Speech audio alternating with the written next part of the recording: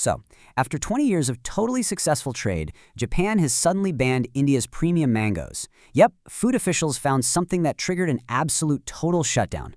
Let's jump right into this explainer and figure out the sudden, honestly pretty mysterious disappearance of India's king of fruits from Japanese supermarkets this summer. I mean, how does a microscopic insect actually have the power to bring international agricultural trade between two major economies to a complete grinding halt? Well, we're looking at a fascinating trade breakdown here. It involves super strict biosecurity, microscopic threats, and the kind of hidden mechanics of our global food supply chain that we usually don't even think about. The reality of this hit right at the absolute peak of the extremely lucrative April to June season. Japanese authorities stepped in and enacted a blanket suspension on premium Indian mango varieties, literally halting all fresh mango shipments for the entire 2026 season. It's a massive, incredibly sudden blow to what was a really well-established and highly profitable export market. Okay, let's move on to Section 1. What the inspectors found, the Ramanpur inspection. So, what exactly happened? Well, during a routine March inspection at a facility in Ramanpur, Uttar Pradesh, Japanese plant quarantine officials found some severe operational deviations. And you have to remember, Japan enforces a strict, absolute zero-tolerance biosecurity policy. They flagged critical deficiencies in fumigation procedures, totally unacceptable lapses in disinfection protocols, and just general operational missteps. And here's the crazy part. They didn't even need to find an actual pest. Merely failing to follow these exact procedures to the letter, that was enough to trigger a nationwide hold.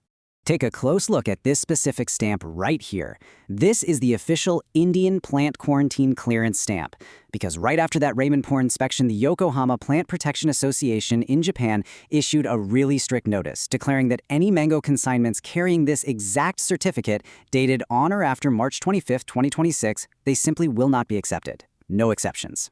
Which brings us to Section 2, the fruit fly threat and the science of VHT. You see, the real culprit Japan is terrified of isn't the mango itself. It's this highly invasive pest called the fruit fly.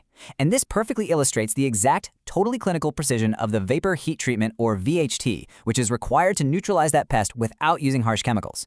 Exporters literally have to place the mangoes in a specialized chamber, raise the ambient temperature to 50 degrees Celsius, and now here is the absolutely critical part. They have to bring the innermost pulp of the mango to exactly 47.5 degrees Celsius and hold it there for precisely 20 minutes. If this highly specific protocol isn't perfectly executed, the mangoes simply do not pass Japanese standards. And it gets stricter. Under the bilateral agreement between the two nations, only these 6 specific premium varieties, coming from strictly approved facilities, are actually allowed to undergo this rigorous export treatment.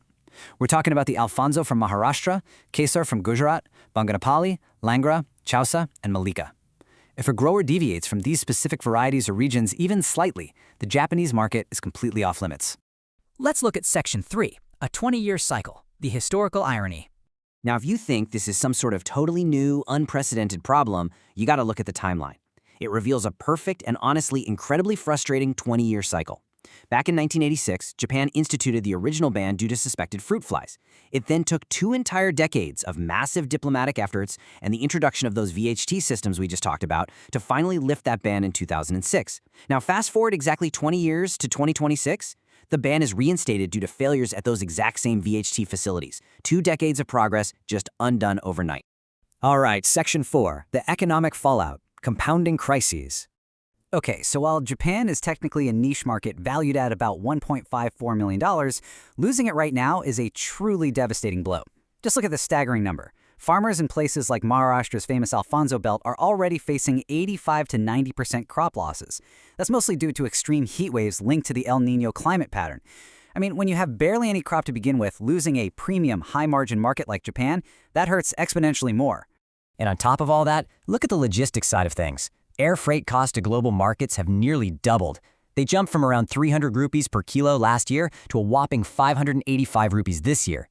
Escalating geopolitical tensions and conflicts in West Asia have just sent these costs absolutely soaring. So having the high-margin Japanese market close right now is basically a compounding economic disaster, completely forcing growers to redirect their delicate export-grade fruits right back into regional markets that are already super saturated. Section 5, tightening standards, a domestic parallel. You know, this whole crackdown isn't just an international border issue. As you can clearly see in these official April 2026 FSSI notices, Indian officials are actively intensifying their own inspections locally. They're cracking down really heavily on unauthorized artificial ripening agents, specifically a super dangerous substance known as calcium carbide. The documents outline how enforcement officials will now use strip paper tests directly in go-downs to detect acetylene gas. So really, what we're seeing is a universal, across-the-board tightening of food safety protocols. Naturally, this dual pressure leaves exporters deeply worried, because it's not just about the Japanese market anymore, right? They're terrified that this suspension might trigger a massive domino effect. If Japan rejects the safety protocols, other major importing nations might just start questioning the integrity of India's broader quality control systems as well. And that brings us to a really vital question for the global food supply chain.